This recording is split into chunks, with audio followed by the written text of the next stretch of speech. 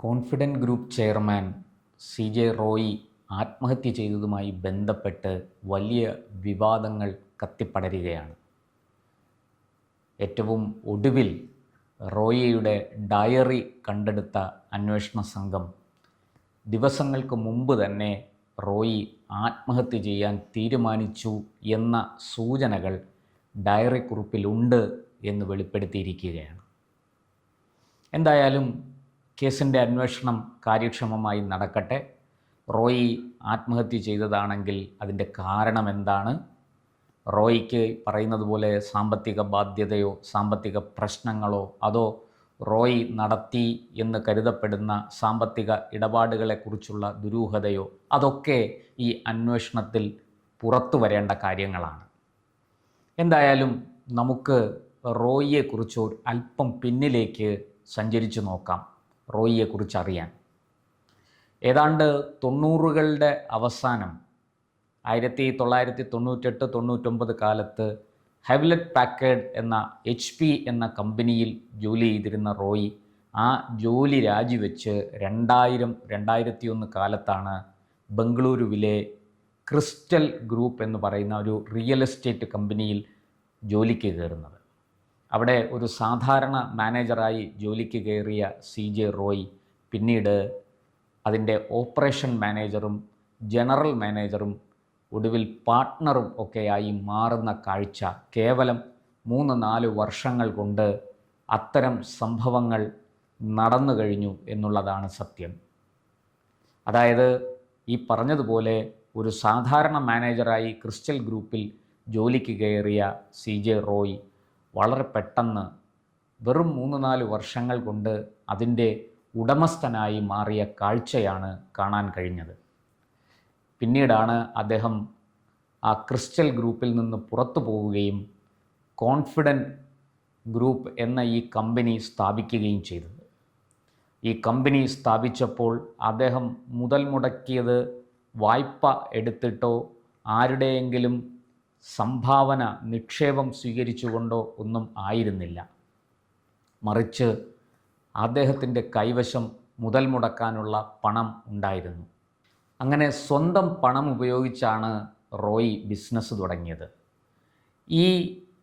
ഇത്തരത്തിൽ confident group സ്ഥാപിച്ച് സ്വന്തം കയ്യിൽ നിന്ന് പണമിറക്കി ഒരു സ്ഥാപനം വളർത്തിക്കൊണ്ടുവരാൻ തക്കവണ്ണം സാമ്പത്തിക സ്ഥിതിയുള്ള ആളായിരുന്നില്ല റോയി. അദ്ദേഹത്തിൻ്റെ കുടുംബ പശ്ചാത്തലവും അത്തരത്തിലുള്ളതായിരുന്നില്ല. അതുകൊണ്ട് തന്നെ ഈ വലിയ തുക ഇറക്കി ഇത്തരത്തിലൊരു സ്ഥാപനം തുടങ്ങിയ റിയൽ എസ്റ്റേറ്റ് മേഖലയിൽ ബിസിനസ് ആരംഭിച്ചത് അക്കാലത്ത് തന്നെ പലരും ചർച്ച ചെയ്തിരുന്നു. എങ്ങനെയാണ് ഇതൊക്കെ സാധിക്കുന്നത്? 1 രൂപ പോലും ബാങ്ക് ലോൺ ഇല്ലാതെ, 1 രൂപ ആരിൽ നിന്നും നിക്ഷേപം സ്വീകരിക്കാതെ എവിടുന്നാണ് ഈ മൂലധനം റോയിക്ക് കമ്പനിയിലേക്ക് ഇറക്കാൻ സാധിച്ചത് എന്ന ചോദ്യം അന്ന് തന്നെ ഉയർന്നിരുന്നു.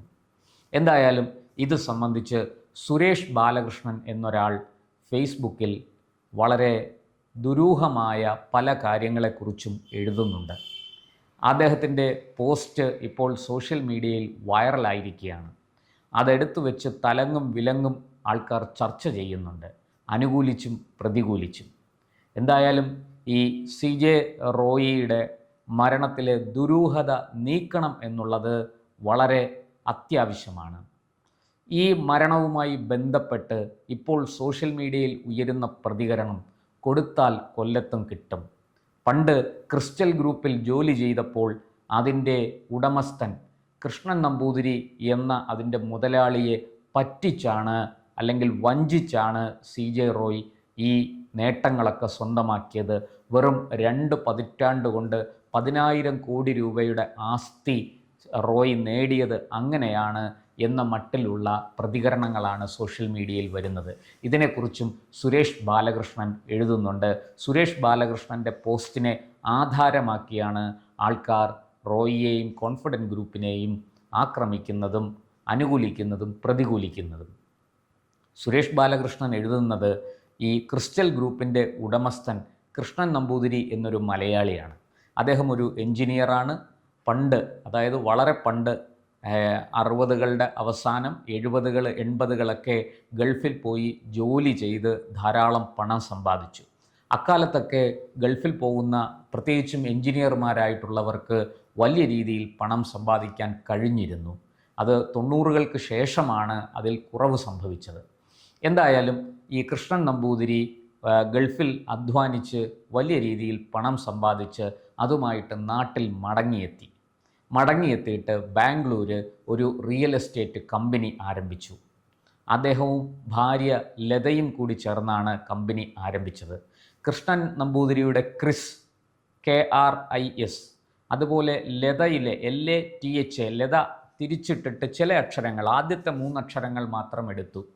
TAL, LATHA എന്നുള്ളതിൽ തിരിച്ചിട്ടിട്ട് TAL മാത്രം എടുത്തു. അങ്ങനെ ക്രിസ്റ്റൽ എന്ന പേര് അവർ കമ്പനിക്ക് കൊടുത്തത് അങ്ങനെയാണ്. ഈ സുരേഷ് ബാലകൃഷ്ണന് കൃഷ്ണൻ നമ്പൂതിരിയെയും ലതയെയും നേരിട്ടറിയാം, അവരുടെ കുടുംബ സുഹൃത്തായിരുന്നു എന്നൊക്കെയാണ് പോസ്റ്റിൽ പറയുന്നത്. അത്തരത്തിൽ കൃഷ്ണൻ നമ്പൂതിരിയും ഭാര്യയും ചേർന്ന് ഈ ബിസിനസ് നല്ല രീതിയിൽ കൊണ്ടുപോയി. തുടക്കത്തിൽ നല്ല വിശ്വാസ്യതയുള്ള കമ്പനിയായിരുന്നു, പ്രവർത്തനമായിരുന്നു. അവിടേക്കാണ് 2000-2001 കാലത്ത് CJ റോയ് അവിടെ ഒരു സാധാരണ മാനേജറായിട്ട് ജോലിക്ക് കയറുന്നത്.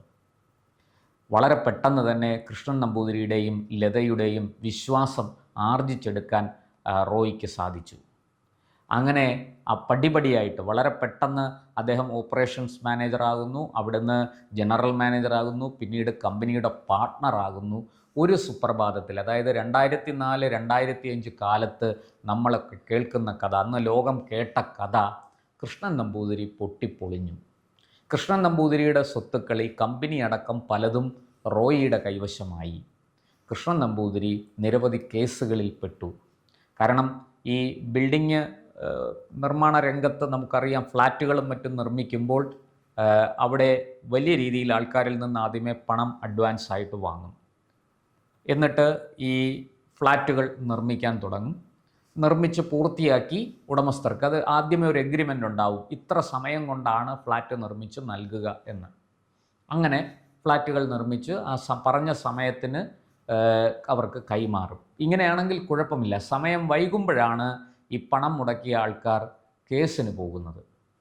അതാണ് പല വലിയ നിലയിൽ പ്രവർത്തിക്കുന്ന ബിൽഡേഴ്സിനെയും ഈ കെട്ടിട നിർമ്മാതാക്കളെയും ഫ്ലാറ്റ് നിർമ്മാതാക്കളെയും ഒക്കെ തകർത്ത് കളയുന്നതും ഇതാണ്. ഇവിടെ വരുന്ന ചില കുഴപ്പങ്ങൾ, ഞാൻ അതിൻ്റെ വിശദാംശങ്ങളിലേക്ക് ഇപ്പോൾ പോകുന്നില്ല. സാമ്പത്തിക ക്രയവിക്രയങ്ങളിൽ വരുന്ന വീഴ്ചകൾ, ക്രമക്കേടുകൾ, ഇതൊക്കെ ഇവർക്ക് വലിയ പാരയായി മാറും. എന്തായാലും കൃഷ്ണൻ നമ്പൂതിരിയുടെയും ലതയുടെയും കാര്യത്തിൽ സ്ഥിതി വിഭിന്നമായിരുന്നില്ല. അവർക്കെതിരെ നിരവധി കേസുകൾ വന്നു. കൃഷ്ണൻ നമ്പൂതിരി മുങ്ങി, ഭാര്യ ലതയെ കാണാനില്ല. ഈ സുരേഷ് ബാലകൃഷ്ണൻ പറയുന്നത് 2005 ശേഷം ഞാൻ അവരെ കണ്ടിട്ടില്ല, എൻ്റെ നല്ല സുഹൃത്തുക്കളായിരുന്നു, പക്ഷേ ഈ 2 പേരെയും പിന്നീട് കാണാൻ കഴിഞ്ഞിട്ടില്ല, ഇപ്പോഴെവിടെയാണെന്ന് അറിയില്ല.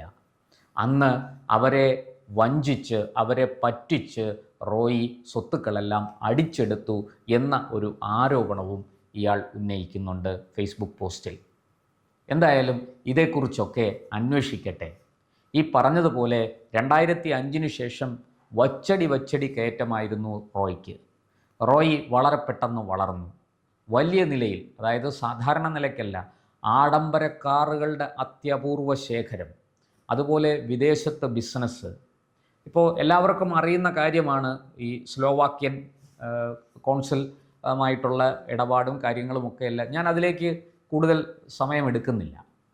അങ്ങനെ ലോകം മുഴുവൻ വേരുകൾ പടർത്തിയ ഒരു ബിസിനസ് ശൃംഖലയായിട്ട് മാറാൻ കോൺഫിഡൻറ്റ് ഗ്രൂപ്പും റോയിയും ശ്രമിച്ചു. ഒട്ടൊക്കെ അതിൽ വിജയിക്കുകയും ചെയ്തു എന്നാണ് നമുക്ക് മനസ്സിലാകുന്നത്. അങ്ങനെയുള്ള റോയി എന്തിനാണ് പെട്ടെന്ന് ഇങ്ങനെ ആത്മഹത്യ ചെയ്തത്? അല്ലെങ്കിൽ ഇത്തരത്തിലൊരു മരണം റോയിക്ക് എങ്ങനെ സംഭവിച്ചു? വെറും ആദായനികുതി വകുപ്പ് ഉദ്യോഗസ്ഥർ പരിശോധനയ്ക്ക് വന്നാൽ ഉടൻ ഭയപ്പെട്ട് ആത്മഹത്യ ചെയ്യുന്ന ഒരാളാണോ റോയ്? ഒരിക്കലുമല്ല.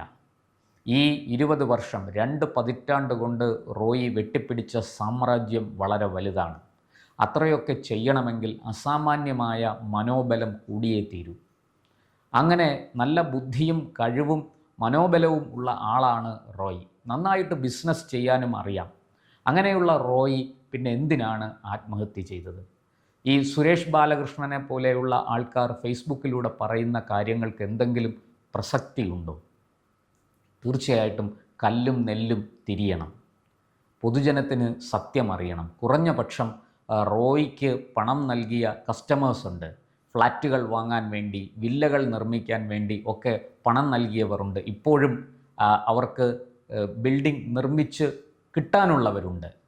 അവർക്കെങ്കിലും അറിയണം ഇതിൻ്റെ സത്യാവസ്ഥ, എന്തുകൊണ്ട് ഇത് സംഭവിച്ചു.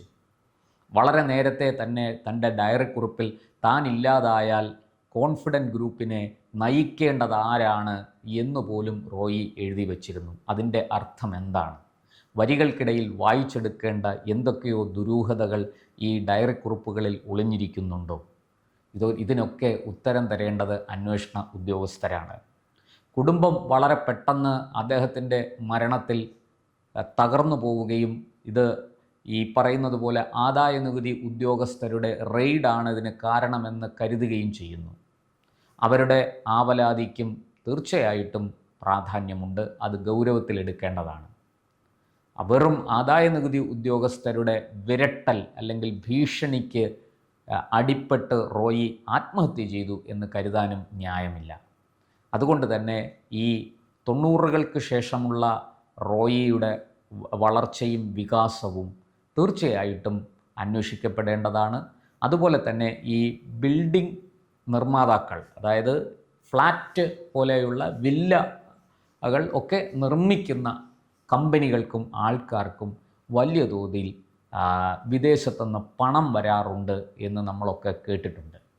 പ്രത്യേകിച്ചും ഖത്തർ തുടങ്ങിയ രാജ്യങ്ങൾ, അറേബ്യൻ രാജ്യങ്ങളിൽ നിന്ന് വലിയ രീതിയിൽ ഇവർക്ക് പണം ഒഴുകുന്നുണ്ട്. അതുപയോഗിച്ചാണ് ഇവരിവിടെ ഭൂമി വാങ്ങുന്നതും ഈ കെട്ടിടങ്ങൾ നിർമ്മിക്കുന്നതും അത് പിന്നീട് വിറ്റ് കാശാക്കുന്നതും ഒക്കെ. ഇത്തരത്തിലുള്ള ധാരാളം വാർത്തകൾ നമ്മുടെ നാട്ടിൽ പ്രചരിക്കുന്നുണ്ട്. ഇതിനകത്ത് എന്തെങ്കിലും വാസ്തവമുണ്ടോ? ഈ പറഞ്ഞതുപോലെ വിദേശത്തുനിന്ന് പണം അനധികൃതമായിട്ട് വരികയും അത് റിയൽ എസ്റ്റേറ്റ് രംഗത്ത് ഉപയോഗപ്പെടുത്തുകയും ചെയ്യുന്നു, ഭൂമി വാങ്ങിക്കൂട്ടുന്നു. ഇതൊക്കെ നമ്മുടെ നാട്ടിൽ നടക്കുന്നതായി വെറും ആരോപണങ്ങളല്ല, വളരെ ശക്തമായ ആരോപണങ്ങൾ തന്നെ പലപ്പോഴും ഉയർന്നിട്ടുണ്ട്. പല ട്രസ്റ്റുകളെ കേന്ദ്രീകരിച്ചും ചില ഈ ആധ്യാത്മിക സ്ഥാപനങ്ങൾ നടത്തുന്ന വ്യക്തികളെ കേന്ദ്രീകരിച്ചും ഒക്കെ ഇത്തരം ആക്ഷേപങ്ങൾ പലപ്പോഴും നമ്മുടെ ശ്രദ്ധയിൽപ്പെടുന്ന വിധത്തിൽ തന്നെ അത് വാർത്തയായിട്ടുണ്ട്. അതുകൊണ്ട് അത്തരത്തിൽ ഏതെങ്കിലും ബന്ധം ഈ പറഞ്ഞതുപോലെ കോൺഫിഡൻറ്റ് ഗ്രൂപ്പിനും റോയിക്കും ഉണ്ടായിട്ടുണ്ടോ? റോയിക്ക് അത്തരത്തിൽ വിദേശത്തുനിന്ന് പണം വന്നിട്ടുണ്ടോ? ഈ ആക്ഷേപങ്ങളും ആരോപണങ്ങളും എല്ലാം ഇവിടെ മറനീക്കി പുറത്തു വരേണ്ടതുണ്ട്. ഇതൊക്കെ അന്വേഷിക്കേണ്ടതുണ്ട്. വെറുമൊരു ആത്മഹത്യയായിട്ട് ഇതിനെ എഴുതിത്തള്ളാൻ കഴിയില്ല. ഡയറി കുറിപ്പിൽ നിന്ന് ലഭിക്കുന്ന സൂചനകൾ ശരിയാണെങ്കിൽ റോയി എന്തിനെയോ ഭയപ്പെട്ടിരുന്നു. അത് ആദായ നികുതി വകുപ്പിൻ്റെ റെയ്ഡിനെ അല്ല, അതിനപ്പുറത്തേക്ക് മറ്റെന്തൊക്കെയോ. ഇത്രയും 10,000 കോടിയുടെ ആസ്തി കൈവശമുള്ള ആളിന് ആദായ നികുതി വകുപ്പിൻ്റെ അന്വേഷണം നേരിടാനൊക്കെ കഴിയും. അതിനുള്ള വലിയ നിയമ തന്ത്രജ്ഞർ തന്നെ അവരോടൊപ്പം ഉണ്ടാകും. അതുകൊണ്ട് അതിലൊന്നും, ആ വിരട്ടലിലൊന്നുമല്ല റോയി വീണുപോയിരിക്കുന്നത്. മറിച്ച് അതിനപ്പുറത്തേക്ക് എന്തൊക്കെയോ ദുരൂഹതകളുണ്ട്. ഈ പറഞ്ഞതുപോലെ കൊടുത്താൽ കൊല്ലത്തും കിട്ടും എന്ന പഴഞ്ചൊല്ല് അന്വർത്ഥമാക്കുന്ന തരത്തിൽ മറ്റെന്തൊക്കെയോ സാമ്പത്തിക ക്രയവിക്രയങ്ങളിൽ വലിയ വീഴ്ചകൾ വരികയും റോയി അതിൽ പെട്ടുപോവുകയും ചെയ്തതായിട്ട് ഉള്ള സംശയം ന്യായമായിട്ടും ഇവിടെ ഉയരുന്നുണ്ട്. ഇതെല്ലാം കൂടി വെച്ചുകൊണ്ട് വേണം അന്വേഷണം നടത്താൻ. നമ്മുടെ മുഖ്യമന്ത്രി ശ്രീ പിണറായി വിജയൻ കേന്ദ്രത്തിന് കത്തെഴുതിയിട്ടുണ്ട് ഈ വിഷയം സംബന്ധിച്ച്. ജുഡീഷ്യൽ അന്വേഷണം വേണം എന്നൊക്കെയാണ് കേരളത്തിൽ നിന്ന് ഉയരുന്ന ആവശ്യം. അതൊക്കെ എത്രത്തോളം നടക്കും എന്നെനിക്കറിയില്ല. പക്ഷേ സത്യസന്ധവും സുതാര്യവുമായ അന്വേഷണം ഈ വിഷയത്തിൽ നടക്കണം. റോയിയുടെ ആത്മഹത്യയ്ക്ക് കാരണം എന്താണ് എന്നുള്ളത് അനാവരണം ചെയ്യപ്പെടുക തന്നെ വേണം. കൂടുതൽ വാർത്തകളും വിശേഷങ്ങളും നേരിട്ട് ലഭിക്കാൻ ജനങ്ങളിൽ നിന്ന് ജനങ്ങളിലേക്ക് ജനഭൂമി ന്യൂസ് സബ്സ്ക്രൈബ് ചെയ്യൂ. ബെൽ ബട്ടൺ അമർത്താനും മറക്കരുത്.